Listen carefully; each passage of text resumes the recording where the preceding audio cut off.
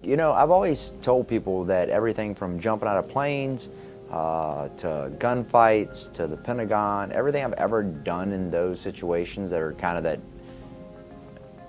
not the normal, has always seemed like a cheap special effect to me. And I spent the bulk of my life, well into my 30s, thinking that I was stupid. Went into the military.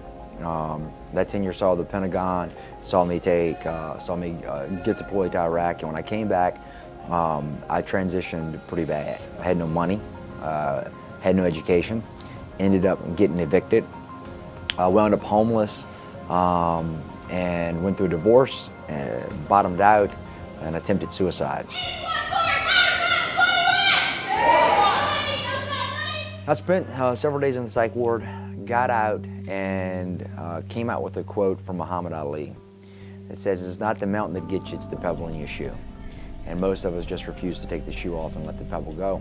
So I went and I started training martial arts. I'm not a man to sit around, I like to talk.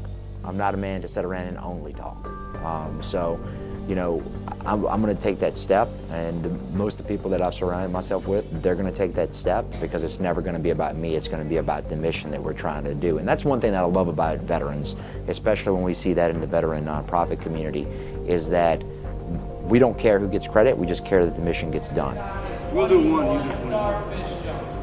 We ended that month with 13 members and 30 classes a month in an old sweaty martial arts gym. Fast forward to now, we have 8 gyms open, we have over 4,000 members, over 84 employees. We franchise the company, we have 7 more gyms slated to open this year. We have won Small Business of the Year 5 times. The vision statement for the company is to revitalize the American dream by creating a culture of civic engagement, humility, and unyielding optimism for the future. In short, we're trying to build awesome Americans. I am here because someone helped me. And you know, one of my favorite quotes is, "We drink deeply from a well, not of our own creation." So we try to pass that forward. So we try to do everything, and we use fitness as the modality. Working out's what we do, but it's not why we do it. We try to use that because what I have found, and it took place in my own life, is that fitness is one of those first places that people can actually go forth because they have total control over that, right? They have total control over whether or not they work out. They have total control over what they put in their body. So fitness is one of the first places that somebody can take control of their destiny again. I try as hard as I can to use my story and my example to show people that you can still be whatever you want to be.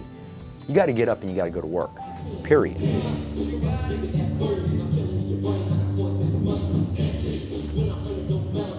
When I was homeless, when I didn't have health insurance, the whole 9 yards, I never looked and thought anybody owed me anything.